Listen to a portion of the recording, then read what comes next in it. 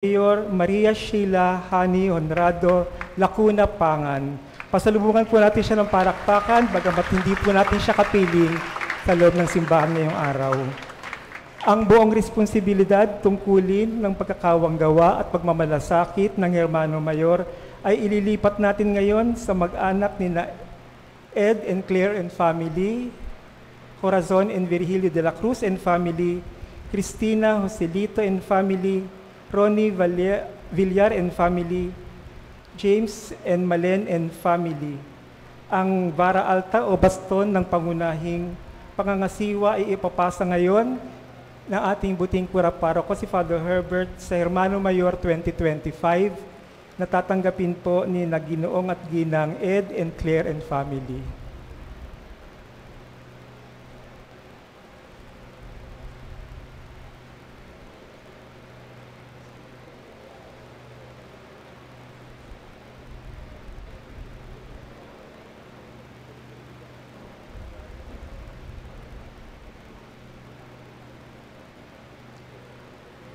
Palakapakan po natin sila.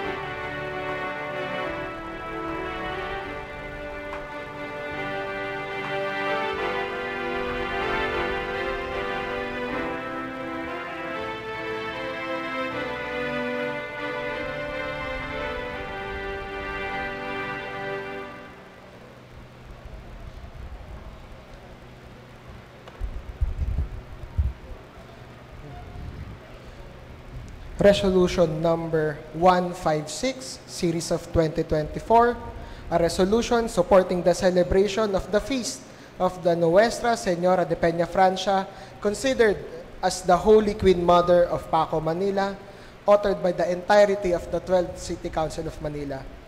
Whereas, in 1697, Reverend Father Miguel Robles de Covarrubias caused the construction of a church made of nipa in a small riverlet near the Pasig River, containing the first copy of a painting of Our Lady of Peña de Peña Francia, known as the Nuestra Señora de Peña Francia, as a way of fulfilling his promise to build the Holy Queen Mother a church after being miraculously cured from illness. Whereas, the said painting of the Nuestra Señora de Peña Francia, which was made sometime in the 1690s, was based on the Sampita that Reverend Father Miguel Robles de Covarrubias always held in his possession.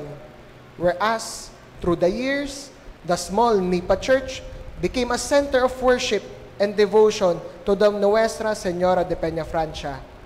Whereas, the Nuestra Señora de Peña Francia is the center of Marian devotion in Paco, being the only Marian church in the area. Whereas, the feast of the Nuestra Señora de Peña Francia, which is celebrated in the city of Manila in May of every year, is a widely known culturally significant event in the city. Whereas, during the feast, the devotees of the Peña Francia also celebrate the canonical crowning of the Nuestra Señora de Peña Francia, which was done through a decree issued by the Vatican on May 22, 1985. Whereas, the celebration of the anniversary of the crowning of the Nuestra Señora de Peña Francia is celebrated by the devotees through the dancing of the Tatarin, a traditional Filipino dance which is usually related to the ancient Filipino fertility rituals and is based on the rhythm of the pandango.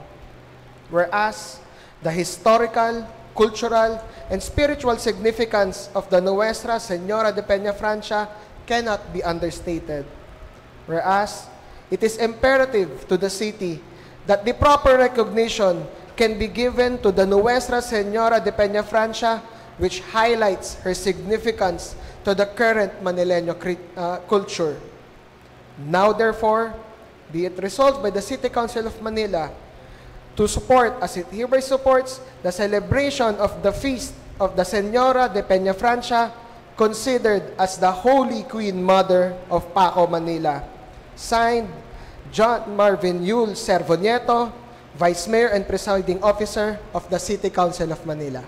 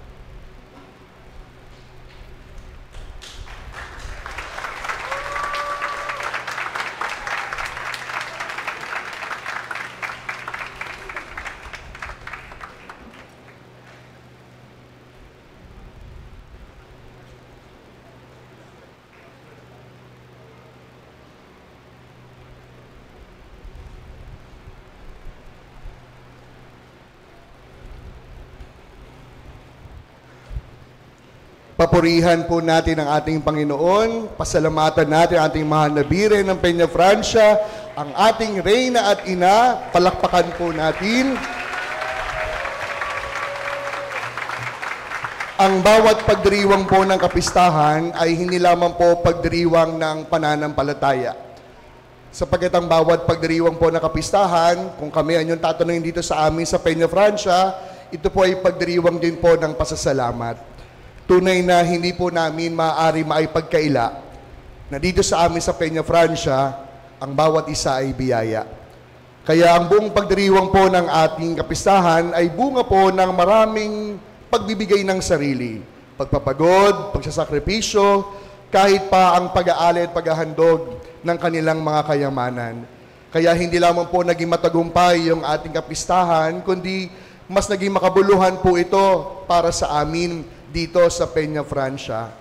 Nawa ang tanging panalangin ko, tulungan po ako ng Panginoon at ng mahal na Birhen na tunay na makapagpasalamat sa lahat po ng mga kasama na naging bahagi po ng aming paghahanda, pagdiriwang at ng aming kapistahan.